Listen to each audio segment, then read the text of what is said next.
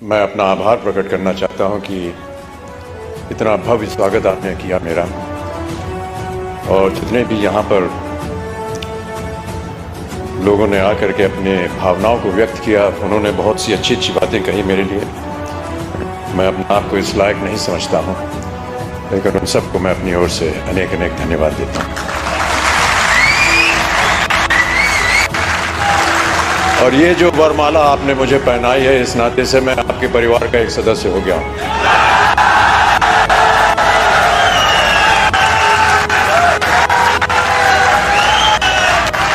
जितनी भी मेहनत आप कर रहे हैं, मैं ये वादा करता हूं कि उतनी ही मेहनत मैं भी करूंगा,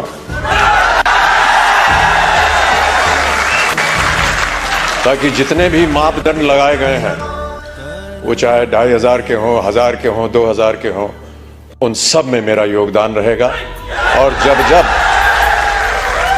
जब जब आप लोग चाहेंगे कि मैं उपस्थित हूं आपके सामने, मैं अवश्य यहां पर हाजिर हूं।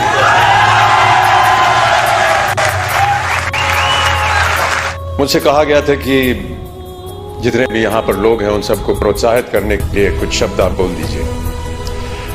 मेरा ऐसा मानना है कि किन शब्दों में आपको प्रोत्साहित करूं। जो आपको प्रोत्साहित करने वाले हैं वो आपके सामने यहाँ मौजूद हैं। एक विजन की बात की। बहुत कम लोग ऐसे होते हैं विश्व में जो दूरदर्शी होते हैं, और मेरी नजर में जो लोग दूरदर्शी होते हैं उनका सम्मान नहीं करना चाहिए, उन्हें ईश्वर जैसा मानना चाहिए। बात को भी मानता रहा, क्योंकि मेरे जीवन में भी कई ऐसे क्षण आए जहां पर मुझे संघर्ष करना पड़ा।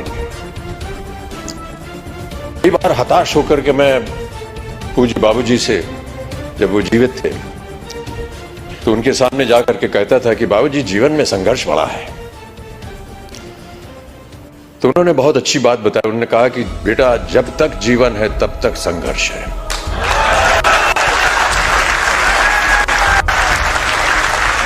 और आप भी मान लीजिए कि आपके जीवन में प्रतिदिन, प्रति क्षण ये संघर्ष रहेगा, और आप लोगों को वादा करना पड़ेगा कि ये संघर्ष में आप लगे हैं, आगे भी आगे आप संघर्ष करते जाएंगे, ताकि जो भी कार्य आप उठाएं उसमें वो संघर्ष जो है वो नजर आए। जिस दिन लोग आपके संघर्ष को सम्मानित करेंगे, उस दिन आपका पदार्थ जो है वो ऊंचाइयों पर पहुंच जाएगा।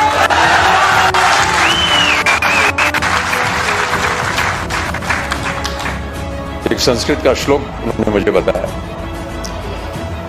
कि सूर्योदय चास्तमय चशारिनम जहाति लक्ष्मी रवि चक्रवर्तीनम।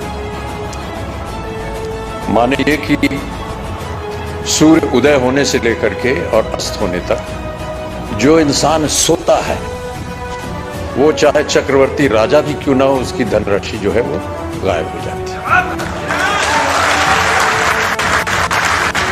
तो सूर्य उदय होने से पहले आपको उठना पड़ेगा, तो आगे बढ़ाना पड़ेगा।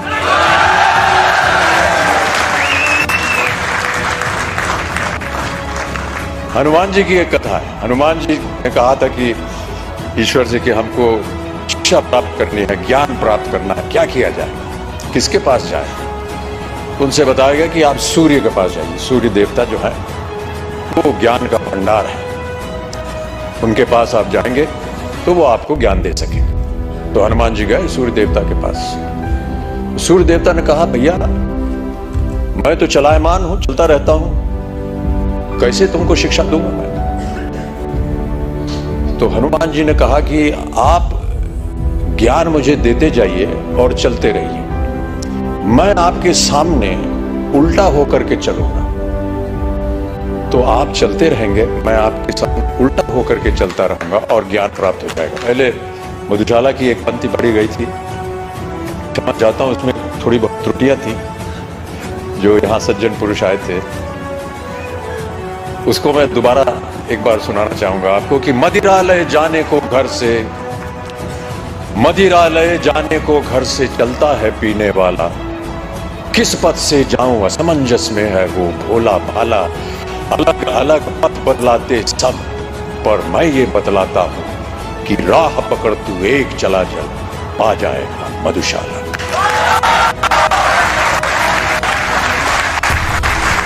एक और बहुत सुंदर कविता है, उसके कुछ क्षण पढ़ देता हूं आपके लिए। यह है, लहरों से डरकर नौका पार नहीं होती और कोशिश करने वालों की कभी हार नहीं होती। नन्ही चींटी जब दाना लेकर चलती है, चढ़ती दीवारों पर 100 बार फिसलती है। मन का विश्वास रगों में साहस भरता है, चढ़कर गिरना गिरकर चढ़ना ना अखरता है। आखिर उसकी मेहनत बेकार नहीं होती, कोशिश करने वालों की कभी हार नहीं होती। तो आपकी कोशिशें हमेशा बनी रहें। आपका सहयोग रहा है। जिनको भी आज पुरस्कार दिया गया है उनको मैं अपनी ओर से एक खास बधाई देता हूं और उम्मीद करता हूं कि इसी तरह हर कार्यक्रम में आपके साथ जब मैं आऊं तो और भी लोग पुरस्कार प्राप्त करने के लायक हों और मैं उनके साथ उन्हें पुरस्कार दे सकूं, उन्हें प्रोत्साहित कर सकूं। अंत में जाने से पहले बाबूजी की एक और कविता की कुछ पंक्तियां आपको सुनाना चाहूंगा।